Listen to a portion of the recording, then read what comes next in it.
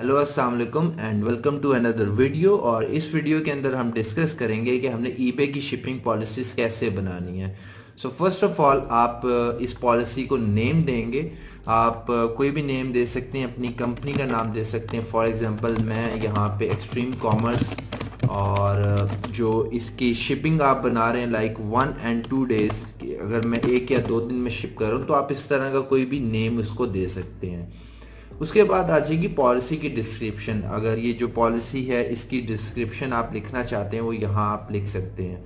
और अगर आप चाहते हैं कि ये जो पॉलिसी है ये डिफ़ॉल्ट शिपिंग पॉलिसी हो, यानी आप कोई भी आइटम अगर ईबे के अंदर लिस्ट करते हैं तो उसकी जो डिफ़ॉल्ट पॉलिसी हो वो ये वाली पॉलिसी हो जिसका नाम एक्सट्रीम कॉमर्स 1 and 2 days है, तो आप इसको टिक कर सकते हैं।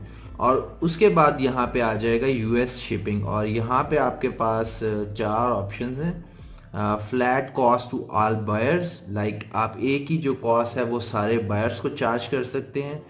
अगर आप चार्ज करना चाहते हैं cost varies by buyer location, आप डिफरेंट लोकेशन से चार्ज करना चाहते हैं बायर को, तो तब भी आप कर सकते हैं।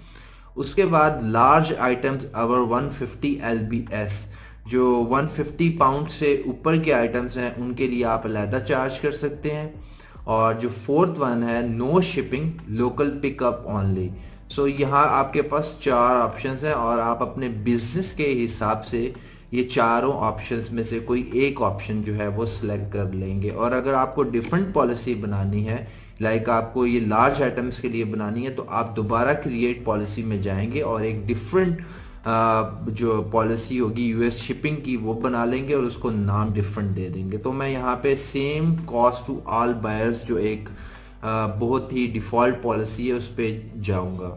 और उसके बाद है सर्विसेज। आप कोई भी आइटम अगर लिस्ट करते हैं तो यहाँ आप मेंशन करेंगे, अगर आप इकॉनमी सर्विस यूज़ करें जो मोस्टली जो है वो 1 से 6 दिन, 2 से 9 दिन में डिलीवर होती है, और उसके बाद आ जाती है स्टैंडर्ड। और स्टैंडर्ड के अंदर आप देख सकते हैं यहाँ पे 1 to 5 days, 1 to 5 days, 2 to 5 days। फिर आ जाएगी एक्सपीडिटेड जिसमें 1 to 3 days, और उसके बाद आ जाएगी आपके पास 1 day सर्विस इकोनॉमी। अगर आप चाइनीज़ ड्रॉप शिपिंग कर रहे हैं तो यहाँ पे आप ये पॉलिसी सिलेक्ट कर सकते हैं। तो यहाँ पे अगर मैं मिसाल के तौर पे 2 से 3 दिन के अंदर डिलीवर कर रहा हूँ तो मैं ये वाली पॉलिसी जो भी मैं यूज़ कर रहा हूँ सर्विस, यूएसपीएस यूज़ कर रहा हूँ या मैं फेडेक्स यूज़ कर रहा हूँ, तो मैं वो यहाँ सेलेक्ट कर सकता हूँ। उसके बाद यहाँ आ जाएगी कॉस्ट। अगर मैं यहाँ पे ये जो शिपिंग है, लाइक अगर एक आइटम की प्राइस है $20 और मैं उसके ऊपर चार्ज कर रहा हूँ शिपिंग, जो है जो शिपिंग कॉस्ट मुझे आ रही है वो मैं $3 चार्ज कर रहा हूँ, तो वो मैं यहाँ पे मेंशन कर दूंगा $3। और उसके बाद अगर मैं कोई भी एडिशनल कॉस्ट ऐड करना चाहता हूँ अपनी शिपिंग के अंदर तो वो मैं यहाँ पे ऐड कर दूंगा, फॉर एग्जांपल $1। और उसके बाद यहाँ पे अगर आप फ्री शिपिंग ऑफर कर रहे हैं तो अगर आप इस जो बटन को टिक करेंगे तो यहाँ से सारी कॉस्ट जो है वो चली जाएगी और यहाँ आप कुछ लिख नहीं सकेंगे, because then you will be offering free shipping to all your customers under this policy. और इसके बाद आप यहाँ पे अगर कोई एडिशनल सर्विस देना चाहते हैं, लाइक ये तो एक सर्विस होगी। इसके बाद अगर एक बंदा 1 दिन में डिलीवरी चाहता है तो आप 1 day डिलीवरी भी रख सकते हैं और इसके आप चार्जेस चार्ज कर सकते हैं $10। और एडिशनल में अगर आप कुछ चार्ज करना चाहते हैं देन वो भी कर सकते हैं। और इसके बाद अगर आप यहाँ पे फेडेक्स यूज़ करते हैं और यहाँ आप इसकी कॉस्ट लिख लें कि 2 से 8 दिन में मैं लाइक $1 चार्ज करूंगा, या जितना भी आपको वो कॉस्ट पड़ती है तो वो कॉस्ट आप यहाँ मेंशन कर सकते हैं। और उसके बाद यहाँ पे एक ऑप्शन है add a surcharge for Alaska.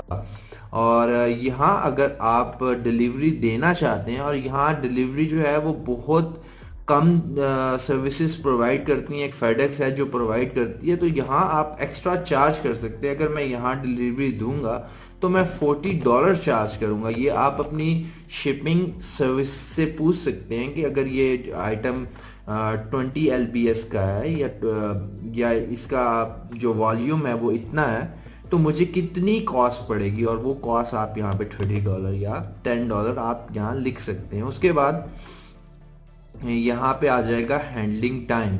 और हैंडलिंग टाइम जो होता है वो होता है कि select the number of days it will take you to ship this item after receiving cleared payment, कि जब आपको ऑर्डर आएगा तो आपको कितने दिन लगेंगे अपने कस्टमर को पिक पैक और शिप करने में। तो यहाँ से आप अपना हैंडलिंग टाइम जो है वो सिलेक्ट कर सकते हैं।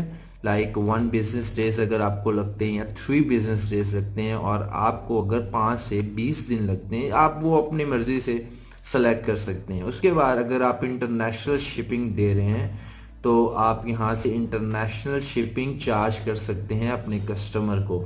Flat same cost to all buyers, like अगर आप वर्ल्ड वाइड कर रहे हैं, लाइक अगर ये मैं यहाँ सेलेक्ट करता हूँ वर्ल्ड वाइड, तो यहाँ आप सर्विस चूज करते हैं कि यूएसपीएस की कौन सी या फेडेक्स की कौन सी सर्विस आप यूज़ कर रहे हो और आप क्या चार्ज करेंगे।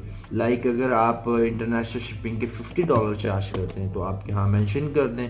अगर आप कनाडा, यहाँ आपके पास एक ऑप्शन है। उसके बाद चूज़ कस्टम लोकेशन, लाइक अगर आप सिर्फ यूरोप के अंदर दे रहे हैं, या सिर्फ एशिया में दे रहे हैं, या चाइना में दे रहे हैं, या जापान में दे रहे हैं, या सिर्फ ऑस्ट्रेलिया में दे रहे हैं, तो यहाँ आप चूज कर सकते हैं अपनी मर्जी से ये सारी जो लोकेशंस हैं। उसके बाद आ जाता है एक्सक्लूड शिपिंग लोकेशंस, और आप यहाँ से कुछ जो जगह हैं और मुल्क हैं वो आप एक्सक्लूड करेंगे, क्योंकि वहाँ आप डिलीवरी नहीं दे सकते अगर आप वर्ल्ड वाइड शिपिंग भी कर रहे हैं। और डोमेस्टिकली आप यूएस के अंदर अलास्का और हवाई, यूएस प्रोटेक्टोरेट्स और एपीओ, एफपीओ, ये आर्मी के पोस्ट ऑफिसेज होते हैं, और यहाँ आप डिलीवरी नहीं दे सकते और यहाँ डिलीवरीज का बहुत इश्यू होता है, तो इसको आप एक्सक्लूड कर सकते हैं। उसके बाद आप अगर अफ्रीका में अगर डिलीवरी नहीं देना चाहते, यहाँ से आप कहीं पे भी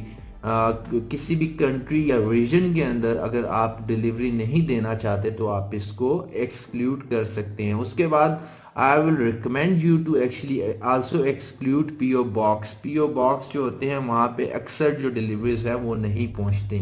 So this is how you will make your shipping policies for eBay.com।